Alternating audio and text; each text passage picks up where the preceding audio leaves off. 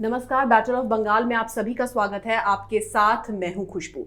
बंगाल के अंदर सियासी उठापटक लगातार जारी है। अब ममता बनर्जी के भाई कार्तिक बनर्जी के तेवर बागी हो गए हैं और ऐसी अटकलें लगाई जा रही हैं कि कार्तिक बनर्जी बीजेपी ज्वाइन करने वाले हैं। उधर ममता बनर्जी का प्रपोजल कांग्रेस और लेफ्ट ने ठुकरा दिया है। इसके साथ ही शुभेंदु अधिकारी ने अपनी सुरक्षा को लेकर कोलकाता हाई कोर्ट में याचिका दायर की है। इन्हीं सब विषयों पर चर्चा के लिए हमारे साथ स्टूडियो में मौजूद हैं कैपिटल टीवी के न्यूज एडिटर राजीव जी। राजीव जी, बहुत बहुत स्वागत है आपका। धन्यवाद। राजीव जी, कुछ समय पहले शुभेंदु अधिकारी ने यह कहा था कि हरीश मुखर्जी रोड, जहां पर ममता बनर्जी का पैतृक आवास है, वहां पर कमल खिलने वाला है। क्या इसी तरफ इशारा किया था उन्होंने कार्तिक बनर्जी की ओर? बिल्कुल, इस बात का संकेत तो पहले ही मिल गया था क्योंकि जैसा जो बोता है वैसा ही पाता है। वंशवाद की राजनीति में ये परिणाम आना सुनिश्चित है, ये इतिहास बताता है। ये पहली बार ममता बनर्जी के साथ ऐसा नहीं हो रहा है, बल्कि पहले भी जितनी राजनीतिक पार्टियों की बात आप करेंगे, हर जगह पर जहां वंशवादी राजनीति हुई है, यानी परिवारवाद का असर बढ़ा है, वहां परिवार में फूट होना भी लाजमी है। कांग्रेस की बात करें तो वहां पर भी ऐसी स्थिति हुई है। अगर राजीव गांधी के समय की बात करें तो राजीव गांधी के समय तक तो थोड़ा सा चेंज था, क्योंकि इंदिरा गांधी अकेली थी। इंदिरा गांधी के बाद जब राजीव गांधी और संजय गांधी आए तो संजय गांधी राजनीति में थे, राजीव गांधी बाहर थे। लेकिन उसके बाद मेनका गांधी अलग हो गई, वो भारतीय जनता पार्टी के साथ जुड़ गई। उसी तरह से अलग अलग क्षेत्रीय पार्टियों में भी इसी स्थिति पर चलता है अगर उत्तर प्रदेश में देखते हैं कि समाजवादी पार्टी में भी कला होना शुरू हो गया, क्योंकि मुलायम सिंह यादव ने शिवपाल यादव की तरफ ज़्यादा ध्यान दिया, फिर अखिलेश यादव को आगे बढ़ाया तो शिवपाल यादव नाराज हो गए। तो कुछ ऐसी स्थिति अब पश्चिम बंगाल में भी होना तय था, क्योंकि ममता बनर्जी अब धीरे धीरे अभिषेक बनर्जी को आगे बढ़ा रहे थे और ऐसा माना जाने लगा था कि ममता बनर्जी लगभग परोक्ष तौर पर ही सही, लेकिन अभिषेक बनर्जी को अपना उत्तराधिकारी बना चुके हैं।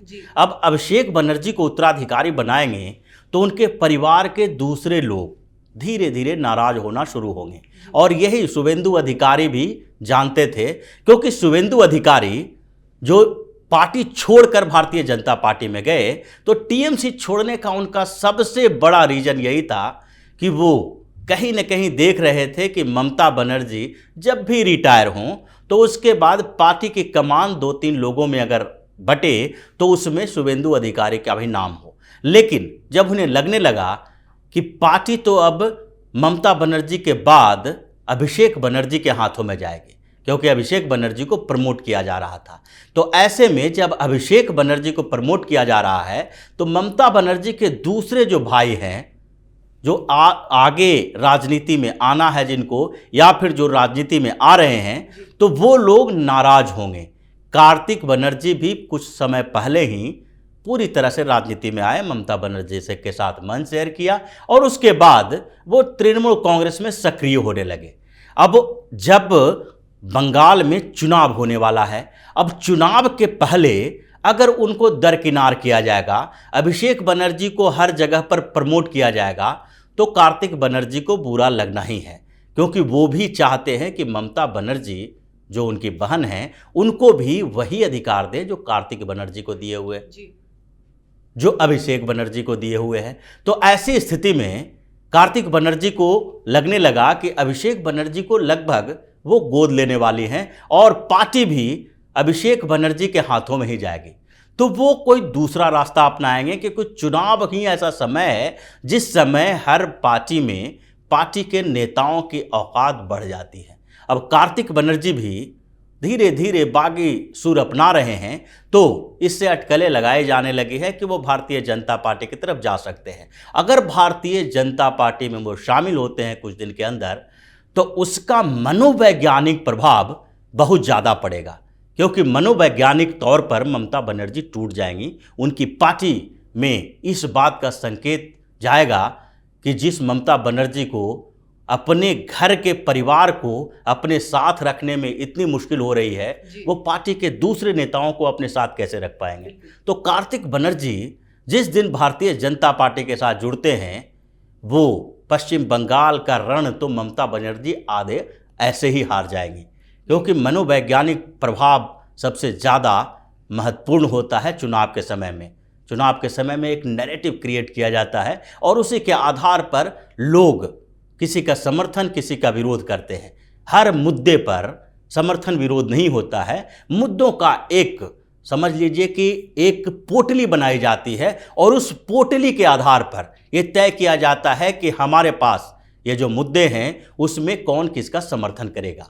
और कार्तिक बनर्जी भारतीय जनता पार्टी के साथ हो तो ममता बनर्जी के परिवार में बिखराव का ये दौर जो शुरू होगा वो टीएमसी में भी इसका प्रभाव पड़ेगा और टीएमसी में धीरे धीरे इतनी बड़ी भगदड़ मचेगी कि फिर टीएमसी 3-4 धड़ों में बिखर जाएगा।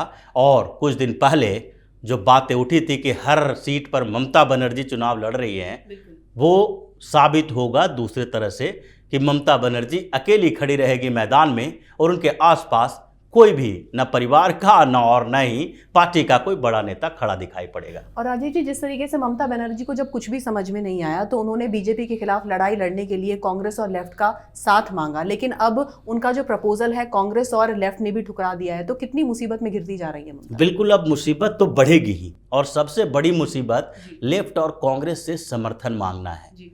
जिस दिन उन्होंने ये समर्थन मांगा, जिस दिन भारतीय जनता पार्टी के खिलाफ उन्होंने सबको एक मंच पर आने की बात कही, उसी दिन लोगों को ये समझ में आने लगा कि ममता बनर्जी के पैरों तले से जमीन खिसक गई है।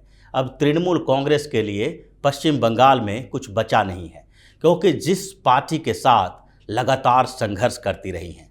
अगर कांग्रेस की बात करें तो ममता बनर्जी पहले कांग्रेस में थी, कांग्रेस छोड़कर उन्होंने अपनी पार्टी बनाई और पार्टी बनाने के पीछे यही बड़ा कारण था कि कांग्रेस में रहते हुए वो वामपंथी पार्टियों के साथ उतने गंभीर तरीके से, मजबूत तरीके से लड़ नहीं सकती थी जितना कि अकेली पार्टी बनाकर, अलग पार्टी बनाकर। इसलिए उन्होंने कांग्रेस का साथ भी छोड़ा था, क्योंकि उनकी राजनीतिक महत्वाकांक्षा पश्चिम बंगाल में सबसे ऊपर स्तर पर यानी कि मुख्यमंत्री बनने की थी और इसलिए उन्होंने पार्टी का साथ छोड़ा था। क्योंकि कांग्रेस आज भी वामपंथी पार्टियों के साथ पूरे 1-to-1 फाइट नहीं कर सकती है। कांग्रेस राष्ट्रीय पार्टी है और अभी भी पश्चिम बंगाल की स्थिति देखें तो पश्चिम बंगाल में कांग्रेस और वामपंथी पार्टियों के बीच लगभग ये तय हो गया है कि दोनों पार्टियां अलायंस करेगी, गठबंधन करेगी। और दोनों पार्टी दूसरे तरफ, दूसरे छोर पर अगर जाती हैं तो वहां पर देखें कि केरल में यूडीएफ और एलडीएफ दोनों एक दूसरे के खिलाफ चुनाव लड़ रही है। जहां एक तरफ कांग्रेस का गठबंधन केरल में वामपंथी पार्टियों के खिलाफ चुनाव लड़ रही है, उसी तरह से पश्चिम बंगाल में जाते हैं तो दोनों एक प्लेटफॉर्म पे हैं। तो ऐसी स्थिति में कुछ वैचारिक मुद्दे को बचा के रखना पड़ता है और ऐसे में कांग्रेस का कोई भी नेता वामपंथी पार्टियों के बारे में, जो भी अगर केरल में वो बात कर रहे हैं तो केरल में वहाँ के मुद्दे तो उठा सकते हैं, लेकिन भारतीय स्तर पर, हिंदुस्तान के स्तर पर जो वैचारिक मुद्दे हैं कि वामपंथी पार्टियों का विचार क्या है और ये भारत के लिए खतरनाक है, अच्छा है, इसके विचार से अगर आगे रणनीति तय की जाती है, राजनीति की जाती है तो भारत को क्या फायदा या नुकसान हो सकता है, उस मुद्दे पर बात नहीं कर सकते। वो सिर्फ और सिर्फ लोकल मुद्दों पे बात कर सकते हैं और इसलिए यूडीएफ जो है केरल में वो वहां पर लोकल मुद्दे उठाती है, वहां के सरकार के खिलाफ बोलती है, पिनराई विजयन के खिलाफ बोलेगी, वहां के भ्रष्टाचार के खिलाफ बोलेगी, लेकिन कम्युनिस्ट पार्टी के ऊपर वो आक्रामक नहीं हो सकती है। जैसे पश्चिम बंगाल में दोनों पार्टी एक साथ चुनाव लड़ रही है। तो इसी स्थिति को देखते हुए ममता बनर्जी ने पाला बदला था और अब कांग्रेस से निकलकर ममता बनर्जी जो वामपंथी पार्टियों के खिलाफ थी और वो दोनों धूर विरोधी पार्टियों के समर्थन मांग रही है उन पार्टियों से। अब इससे बुरा दौर किसी के लिए क्या हो सकता है कि जब जिस पार्टी की औकात अभी तक पश्चिम बंगाल में बहुत बड़ी नहीं है, बहुत बड़ी बन रही है। अभी भारतीय जनता पार्टी पिछले विधानसभा चुनाव में 3 सीट पर जीत हुई थी भारतीय जनता पार्टी की। लोकसभा चुनाव आते आते भारतीय जनता पार्टी की औकात बढ़ी, कद बढ़ा और उसके साथ 18 सांसद जीत के आए। लेकिन इतने दिनों में ही वो भारतीय जनता पार्टी से इतनी डर गई है कि अब उन्हें विपक्षी पार्टियों का गठबंधन यानी मोदी विरोधी पार्टी जो भी हैं उसका गठबंधन बनाने की कोशिश करने लगी, जबकि तीनों पार्टियों के बीच वैचारिक मतभेद इतना बड़ा है कि तीनों पार्टी अगर एक दूसरे का समर्थन करते हैं तो आपस में ही उनका पतन हो जाएगा और वो खत्म होकर रह जाएंगे। लेकिन मजबूरी इतनी बड़ी है कि अब ये तीनों पार्टियां एक दूसरे को सपोर्ट करने में लगी है। और ये ऐसा नहीं है कि कांग्रेस और लेफ्ट पार्टियों ने ममता बनर्जी का समर्थन करने की जो बात थी उसको ठुकरा दिया है, तो इसका मतलब है कि वो किसी तरह से समर्थन नहीं करेगी। वो एक परोक्ष तौर पर तीनों पार्टियों के बीच सहमति इस बात को लेकर है कि किसी भी तरह से भारतीय जनता पार्टी को हराना है। ये मीडिया में जो खबरें आ रही है, जो स्टेटमेंट दिए जा रहे हैं, वो सिर्फ भ्रमित करने के लिए है। लेकिन उसकी असलियत है कि ये तीनों पार्टियां आपस में जुड़ी हुई हैं और भाजपा के खिलाफ चुनाव लड़ने की तैयारी में है। लेकिन इसी बात की सच्चाई जब लोगों को पता चलता है तो इनको लगने लगा है कि भारतीय जनता पार्टी एक तरफ है, तृणमूल कांग्रेस, वामपंथी पार्टियां और कांग्रेस एक प्लेटफॉर्म पे है। तो जो पश्चिम बंगाल में ममता बनर्जी के खिलाफ एंटी इनकम्बेंसी फैक्टर होगा, ममता बनर्जी के भ्रष्टाचार के खिलाफ जो लोग होंगे, ममता बनर्जी के कुशासन के खिलाफ होंगे, उनकी टीएमसी के गुंडागर्दी के खिलाफ होंगे, वो वोटर अब कांग्रेस या वामपंथी पार्टियों के साथ नहीं जाएंगे, बल्कि वो भारतीय जनता पार्टी के साथ जाएंगे। और ममता बनर्जी का ये पूरा दांव फेल होने वाला है। और राजीव जी, जहां तक बात शुभेंदु अधिकारी की है, तो उन्हें केंद्रीय सुरक्षा मिली, बुलेट प्रूफ गाड़ी मिली, उसके बाद भी वो अपनी सुरक्षा को लेकर चिंतित है और उन्होंने कोलकाता हाईकोर्ट में याचिका भी दायर की है इसके लिए। क्या कहेंगे इसमें? शुभेंदु अधिकारी पहले किस पार्टी में थे? वो टीएमसी में थे। और टीएमसी में रहने वाले शुभेंदु अधिकारी को ये तो पता है कि ममता बनर्जी किस हद तक जा सकती हैं या टीएमसी किस हद तक जा सकता है। टीएमसी के गुंडागर्दी, टीएमसी के लोगों के नेचर को वो अच्छी तरह से जानते हैं, तो इसलिए उनका डर लाजमी है। और वो जो हाई कोर्ट में पिटीशन दायर किया है, उन्होंने अपनी सुरक्षा को लेकर खतरा बताया है, वो पिछले कुछ वारदातों से भी जुड़ा हुआ है। पिछले दिनों जब शुभेंदु अधिकारी के काफिला चल रहा था तो उस समय भी टीएमसी वालों ने हमला किया था उनके ऊपर। तो खतरे का अनुभव तो उन्हें है, और चूंकि वो उसी पार्टी में रहे हैं जिस पार्टी की वहाँ सरकार रही है और उस पार्टी की पूरी मानसिकता को वो समझते हैं, तो ऐसे में खतरा भांप लेना सामान्य बात है। और इसलिए उनको डर लगता है और उस डर को दूर करने के लिए और ज़्यादा सुरक्षा की मांग की है, क्योंकि अभी चुनाव का दौर शुरू होने वाला है। चुनाव का दौर शुरू होगा, उसके साथ साथ रैली होंगी, और फिर जब चुनाव प्रचार होता है तो उसमें नेताओं के लिए खतरनाक स्थिति होती है, जिसमें कोई भी भीड़ में हंगामा करा जा सकता है। तो इसलिए उनका जो ये डर है और वो ये मांग है बिल्कुल जायज़ है। ममता बनर्जी के खिलाफ वो जो मोर्चा खोले हुए हैं, तो उनको ज़्यादा से ज़्यादा सुरक्षा चाहिए। जी, और राजीव जी, जिस तरीके से बंगाल के अंदर कोरोना वैक्सीन को लेकर राजनीति हो रही है, तो बंगाल के आने वाले विधानसभा चुनावों से इसका क्या कनेक्शन है? बिल्कुल, और कनेक्शन ही है। जो ममता बनर्जी हो या फिर कांग्रेस हो या सारी पार्टियां हो, जो बिहार चुनाव के समय में आपको याद होगा, जब बिहार चुनाव में ये मुद्दा उठा था, भारतीय जनता पार्टी ने कहा कि सबको मुफ्त में वैक्सीन देंगे, तो उस समय यही पार्टियां हंगामा खड़ा कर रही थी। लेकिन पश्चिम बंगाल में भी कुछ यही राजनीति चल रही है। अब ममता बनर्जी को लगा कि कोरोना के समय में उनकी भद पीटी है, बहुत बदनामी हुई है। कोरोना में कई रिपोर्ट आए थे जिसमें पश्चिम बंगाल में सिर्फ और सिर्फ तुष्टीकरण को लेके मुस्लिम बाज़ारों को खुला छोड़ दिया गया, कुछ जगह पर प्रतिबंध नहीं लगाए गए, जिसके कारण बाद में केंद्रीय टीम को वहाँ जाना पड़ा।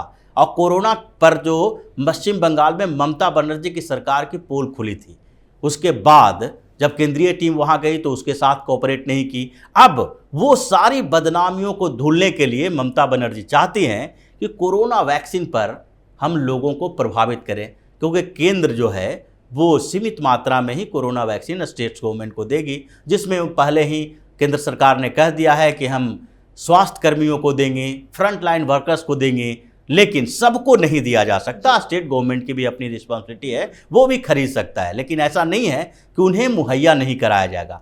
तो ममता बनर्जी को लगता है खजाना खाली करने में क्या दिक्कत है, इस खजाने को खाली करने से, मुफ्त में वैक्सीन की बात करने से, वैक्सीन पर राजनीति करने से अगर कुछ वोट और मिल जाते हैं तो वही कर रही हैं और मुफ्त में वैक्सीन की बात कर रहे हैं, क्योंकि कोरोना पर पहले उनका बद पीट चुका है।